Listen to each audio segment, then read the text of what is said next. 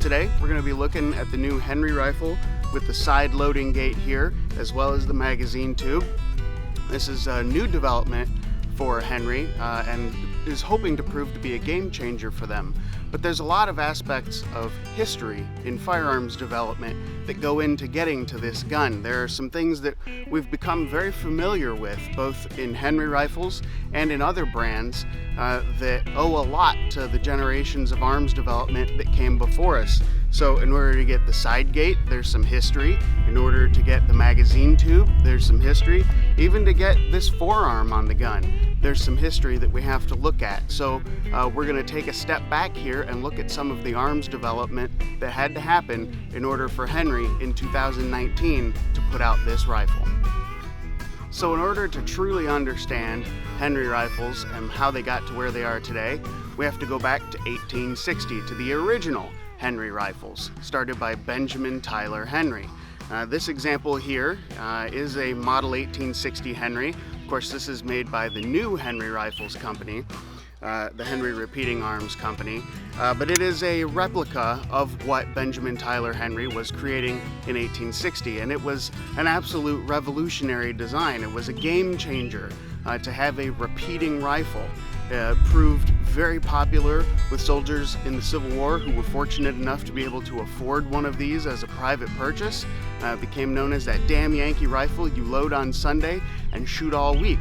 And they accomplish it with a tubular magazine mounted underneath the barrel, using spring pressure to hold the cartridges in place. And as you crank the lever, as you operate the lever on this firearm, the magazine follower moves down and brings the next rounds into a position to be loaded into the rifle and shot. And that's a revolutionary idea. No one had ever done anything like this before.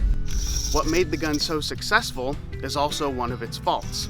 This magazine follower in the magazine tube under the rifle gets in the way. You can't keep your hand in the same spot underneath the barrel, because you will run into the magazine follower and then the gun won't be able to load properly. The other problem that you face is that you can't have a forearm on here, and anyone who's fired a gun for any length of time know that the barrel tends to get hot, and so having to touch here on this metal magazine tube here, gonna get hot and gonna be unpleasant to hold after you've been shooting for a while.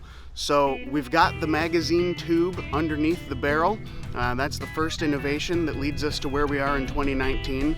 But there are some things that have to happen in design in order to get us where we're at today, in order to really make a difference on the gun. And it's little things, but they're really big things. So in 1866, the Winchester Repeating Arms Company has taken over production of the design for the Henry rifle, and they incorporate some design changes to better the rifle. Most notably is a man by the name of Nelson King, who is a shop foreman for Winchester rifles, and he comes up with a design for a side loading gate that allows you to be able to put a handguard onto the gun, which is an absolute game changer. And that's put on the gun for the Winchester 1866, the iconic Yellow Boy. It's present in the 1873, the 1892, and the 1894. Now, what I have here is a vintage model 1894. This one was made in 1976, so it's new, but it's still the same design elements here. We've got the side loading gate here.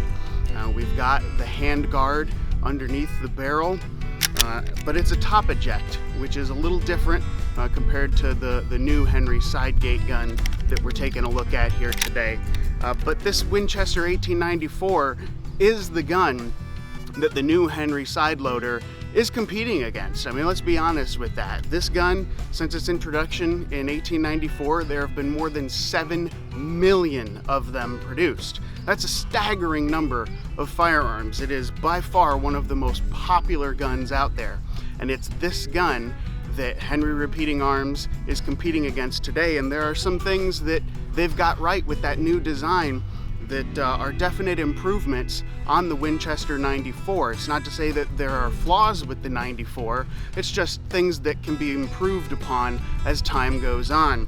And the main thing about that is the top ejection port that you see on the 1894. That prevents you from mounting a scope on top of the receiver here. It has to be put on to the side, which has often involved some drilling of some holes, and that's a problem that they solve with the new side gate rifle from Henry Repeating Arms. But I can tell you, I've had a chance to take this one out into the field and run some rounds through it, and it is mechanically a fantastic firearm. It shoots wonderfully. As I mentioned, we've got a side eject, so you've got a flat rib here on the top of the receiver where you can mount a scope without drilling extra holes. It functions incredibly well. It's a nice smooth action that people come to expect from Henry Repeating Arms. And of course, it still retains the magazine tube so that you can load it through the top of the gun as well, in addition to being able to load through this side loading gate here. So it's a fantastic rifle.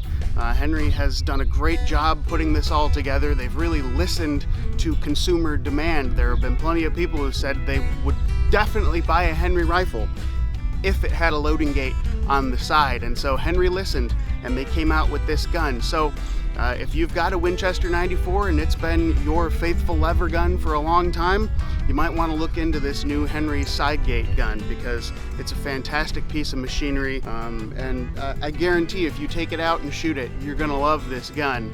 And it's definitely going to give the Winchester 94 a run for its money.